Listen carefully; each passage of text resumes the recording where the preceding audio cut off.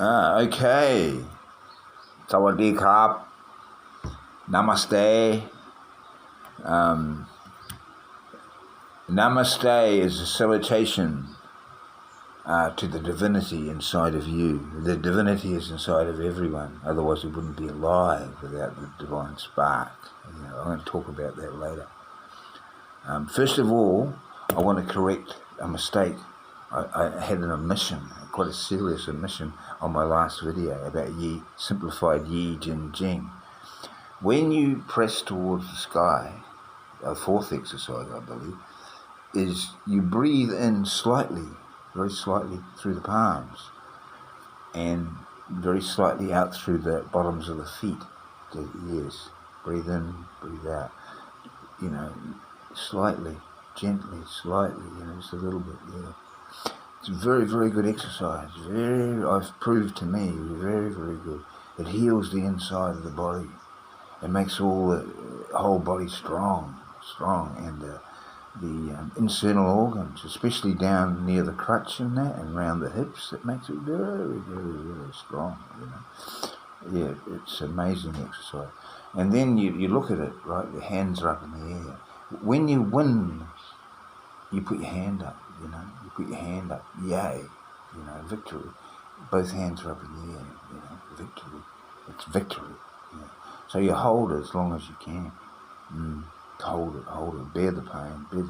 It's all like that, But the pain's actually what you need, because it's clearing the energy in your body. It's clearing all the blockages. Gradually you start to feel better. Every day, You're turning away from your illnesses and death. You're turning towards life. Yeah. Okay, now, what I want to talk about is, first of all, how to regard what I'm saying. Yeah, how to regard my words, right, what I'm talking about, right. The sky is open and the earth is calm. Right. What's the meaning of that? This is how we should maintain ourselves. Open the mind, open the heart, and calm in the body, calm, always like that. And there's an old Jewish saying, keep your mind open, but don't let your brains fall out. Anyway, calm and open. See, so when you hear someone talk about something, don't jump in with your opinion jumps in, judge it. You judge it straight away and dismiss it, usually, That's the ego at play. Just be open-minded. Just let it... See, we have to be open-minded because the message can come from anywhere. Anywhere at all. That's called faith. Faith, true faith. It could come from any source, anyone, anything at all. You have to be able to twig the subtle message that's coming for you. Okay, now I want to talk about what's really going on in life. What's really going on, what the actual issue is in life. So, I have been a seeker ever since a kid, ever since a kid. I've tried different pathways. None ever worked. Nah, not effective. None of them. Until I hit Qigong. Man. And then it just kicked in, And, I become a fanatic. No, not so much. But, yeah, so, it works. It does. It's definitely effective and it does work,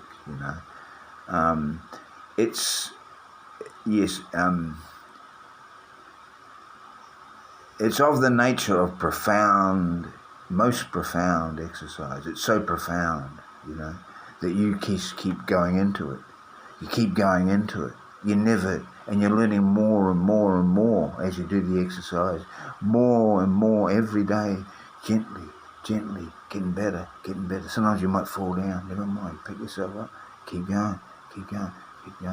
Yeah, and you won't regret it. You will not regret it. It will improve every aspect of your life. It'll change your being, put you on the right path. So anyway, I want to talk about what's happening in life, right? So I'm going to paraphrase a high level, very high level adept and great master from Wudan. Yes. And I hope he doesn't mind. I hope he doesn't sue me, because everyone knows I haven't got any money. But anyway, never mind. He says, who is your true friend? Who is your true friend? You know, your own heart is your true friend. Your own heart is your true friend, you know. Okay, but even that is the false friend. Even that is the false friend. That is, we call that the ego, right?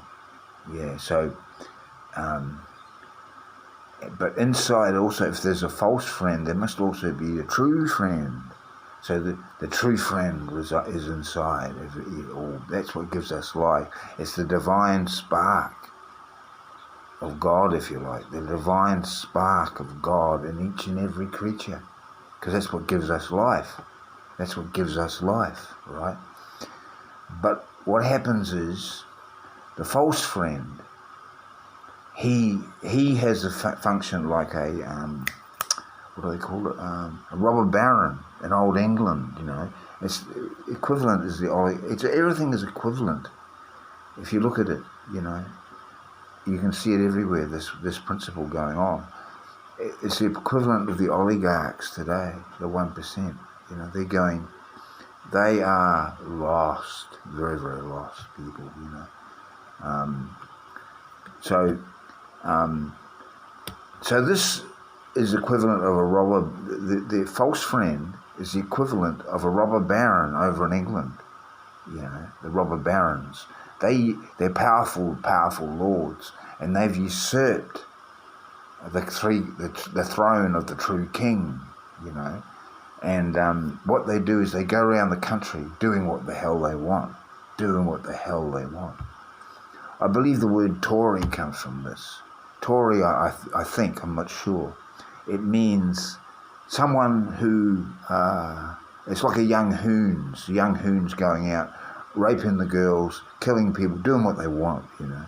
And this is just like the robber barons. They go and they do what the hell they want and pillage and plunder and ruin the country. Well, the country is your body. This selfish entity goes round and destroys you and your life. Yeah, you could call it Satan, you know. And that path, it's the dark path. You're going down, straight towards death. It's a serious matter, most serious. So what we have to do is turn around and walk on the path towards life. Neglect this wrong path and turn around and get on the right path. And so this is where the art of Qigong comes in, because it gives you the power to do the right thing. It gives you the power to turn around, to do the right thing and to progress on this path. And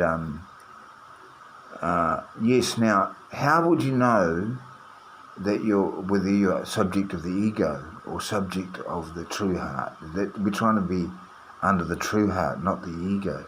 Well, it's very, very simple. If you're under the ego, under the sway of the ego, you think you're better than other people, or you think you're worse, you know, when in actual fact we're all equal. You think you're better than other creatures. You think they're there for your convenience, you know. No, this is incorrect thinking. They're all beings are sacred. Everything in the whole universe is sacred, and not to be harmed. Yeah, and if you harm it, then the harm comes to you. The harm will come surely to you. So Okay, that's one way you know. One way you know. There's many ways to know. The next one is you speak falsely. That's the one thing. And a sure sign is that you follow the general opinion. You know, the hegemony of opinion. You follow it. You know, you follow what everyone else thinks, and you think that's all right. That's normal. Haven't tuned into your true self inside. You are following. You're following what everyone else is thinking instead of being true to your own true self, which will reveal the truth to you. You know, so it's like all the lemmings are heading towards the cliff. You see, so you turn to your fellow lemming and say, "Hey mate, are we going the right way?" You have a little doubt itching away there. You know, so you go, "Are we heading in the right direction?" And this guy says, "Well, we must be. Everyone else is going this way." You know, and you hear, what about those other very few people walking? Oh, they're crazy. They're crazy, you see.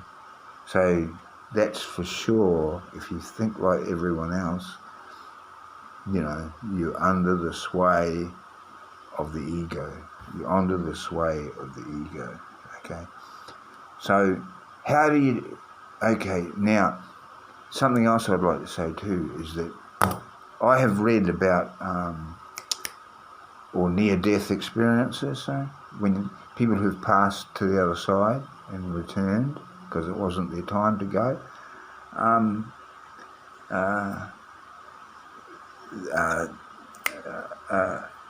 What happens usually, what I've read, you know, my understanding, is that you pass through a tunnel, dark tunnel, and on the other end of this tunnel there's a high being, like a high angel or Jesus.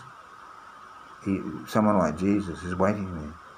And you come out the other side, first thing you get is a summary of your life's performance, how you went on this life. You've got no argument with it, you know, it's exactly true.